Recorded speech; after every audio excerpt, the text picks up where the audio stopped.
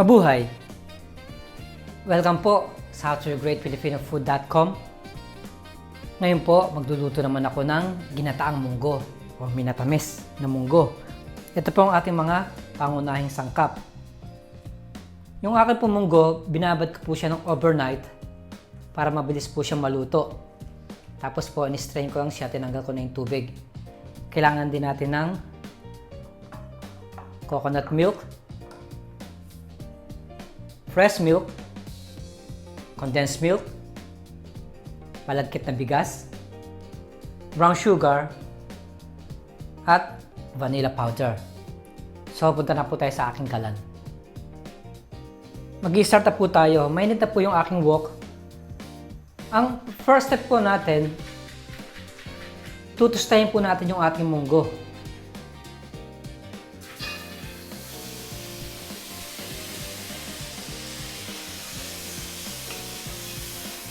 So once na matusta ko na siya, set aside natin siya at pupunta naman tayo sa ating bigas na malagkit.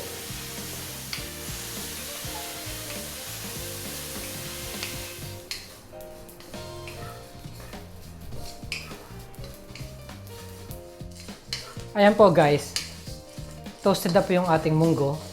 Ang gagawin ko lang, papatayin ko yung kalan at set aside ko siya at pupunta na po tayo sa ating next step.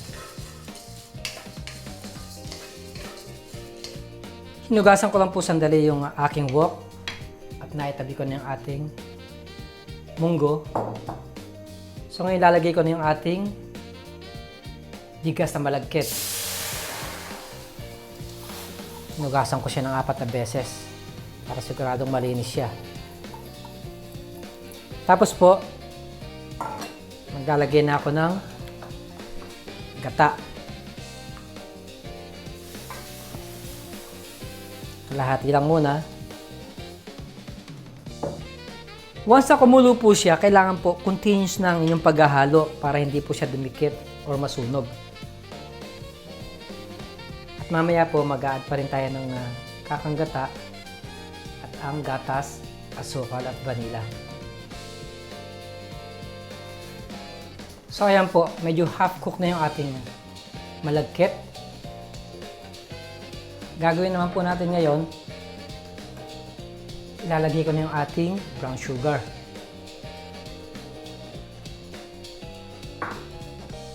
At ang ating condensed milk.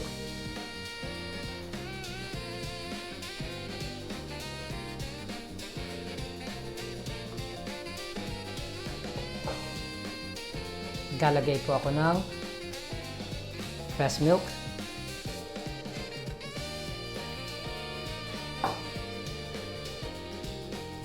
Again, halingin ko lang.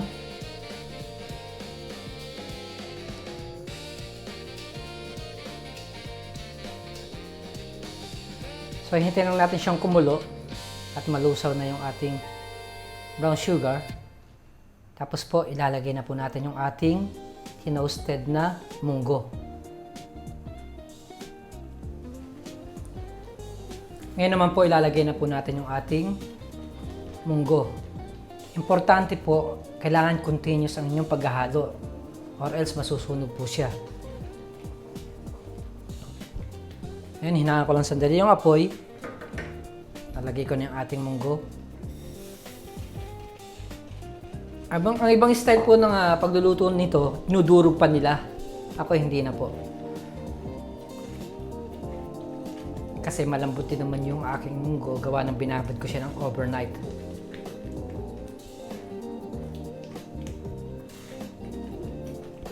Tapos, maglalagay tayo ng vanilla powder. Kung meron kayong extra, okay din po yun. Umaamoy na siya. Napakabango po. Ngayon, meron po akong backup na coconut milk. Gawa ng pagka masyado siyang natutuyuan, mag-a-add po tayo ng pakonti-konti.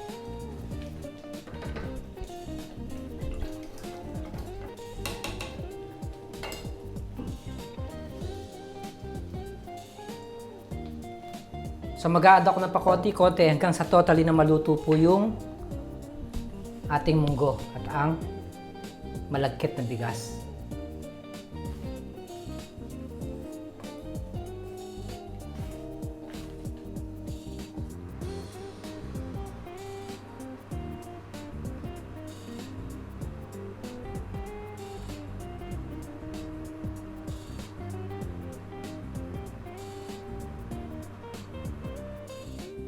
Ito na po ang ating finished product ng napakasarap na merienda na ginataang munggo. Maraming salamat po sa panonood ng howtogreatfilipinofood.com, howtogreatfood.com. Mabuhay! Gagawa naman tayo o magluluto ng ube makapuno malagkit. Napakasarap pong dessert nito. Ito pong ating mga sangkap.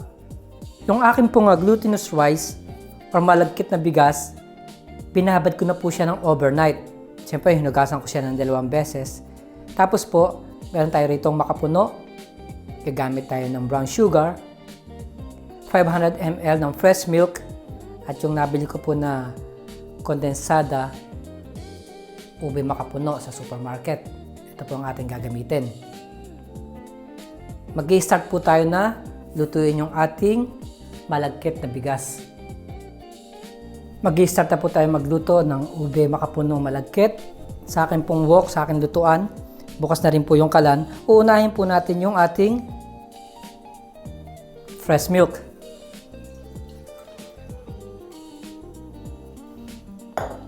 At ang ating brown sugar.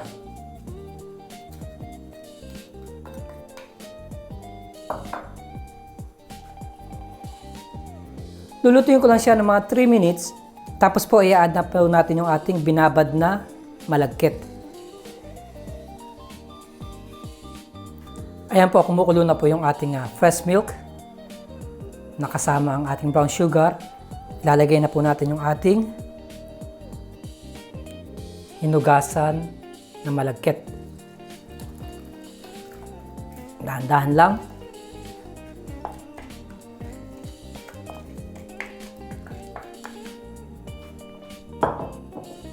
At lalakasan ko na po yung apoy.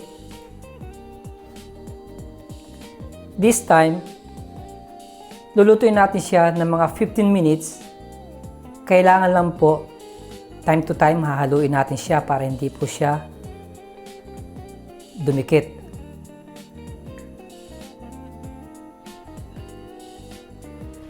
Ito na po tayo sa pinaka-hardest part ng pagluluto ng malagkit. Ang non-stop na paghahalo.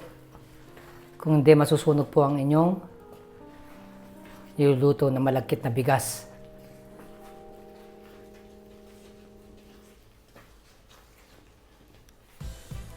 Ayan po, luto na po yung ating malagkit. Pero hindi pa po tayo tapos dahil malambot na nga yung ating glutinous rice or malagkit, pero meron pa siyang liquid. Masyado pa po siyang malapot. So, ang gagawin po natin, i-add na po natin yung ating ube makapuno flavor na kondensada.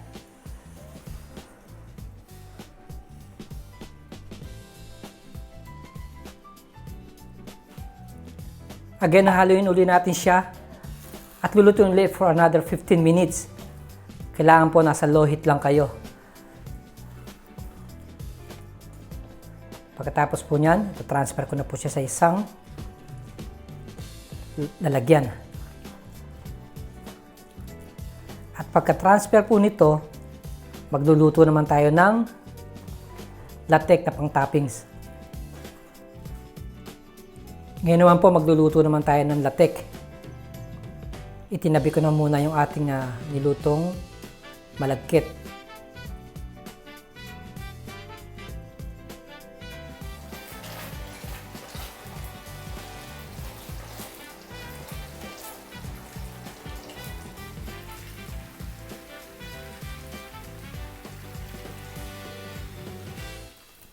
So guys, ready na po yung ating latek. Patayin ko na yung kalan.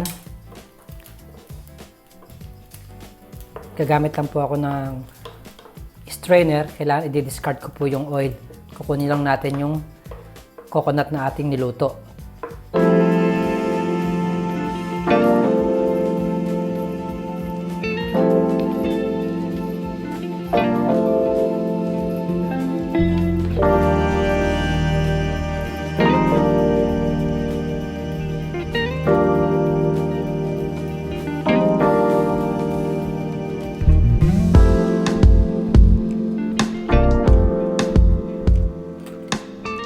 Ito na po ang ating napakasarap na ube makapuno malagkit. Napakasarap pong merienda nito at dessert. Muli, maraming pong salamat sa panonood ng howtogreatfilipinofood.com, howtogreatfood.com. Mabuhay! Ngayon, papakita ko naman sa inyo kung paano magluto or gumawa ng biko. Napakasarap po nito at isa sa mga paborito kong kakanin. Meron po ako ritong 3 cups ng glutinous rice. Mamaya huhugasan lang natin siya. Tapos, yung coconut milk, 400 ml at 800 ml ng coconut cream. 1 cup ng brown sugar. Ngayon, dahil wala pong pandan sa bansang aking kinaroroonan, gagamit po ako ng vanilla essence. Pero kung meron po kayong pandan, mas maganda. Okay po, sa aking wok, ilalagay na po natin yung malagkit na bigas. Nahugasan ko na siya, malinis na siya.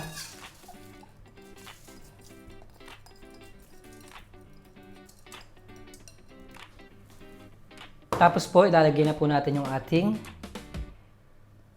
coconut cream. Lulutuin na po natin yung ating malagkit na bigas. Buksan ko na yung kalan. Tapos po, mag-a-add tayo ng konting vanilla essence. Nagpapasarap din yan at nagpapabango sa ating biko. Once na kumukulo na siya, kailangan po palagi natin siyang haluin para hindi po siya dumikit sa ating lutuan.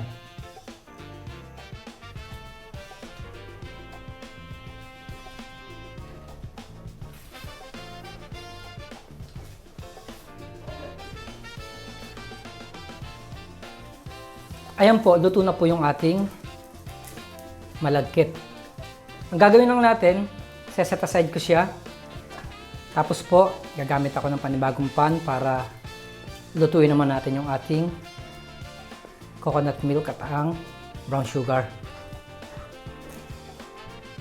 Ayan, gumamit po akong panibagong pan. Lagay ko na yung ating coconut milk.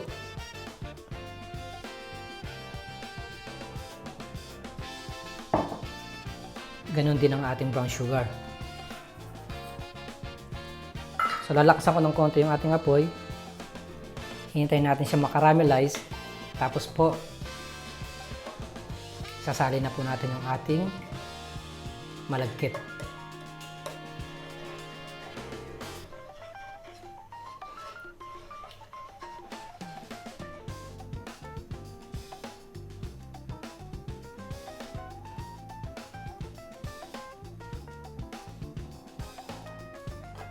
Ayan po, luto na po yung ating coconut milk at ang ating brown sugar. Gagawin ko lamang, babawas ako ng konti para pang toppings mamaya. Pagkatapos, sasali na natin yung ating niluto na malagkit.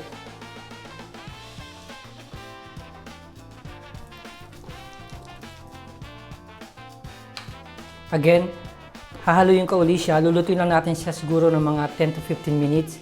Kailangan nasa medium heat lang tayo.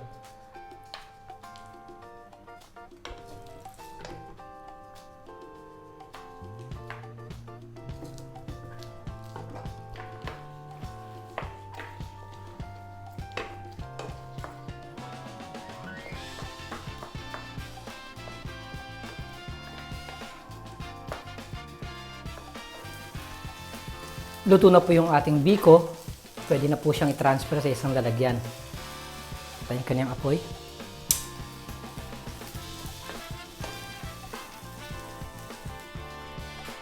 Salin po naman natin yung ating biko. Yan. Tapos po, pa-flatten ko lang siya.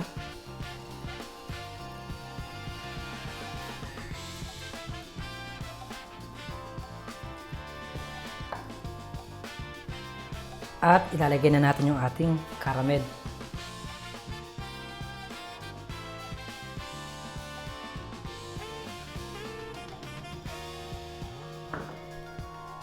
Kalat lang natin siya.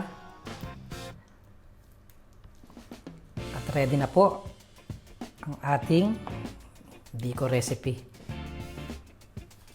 Muli, marami pong salamat sa panonood ng howtogreatfilipinofood.com. Mabuhay!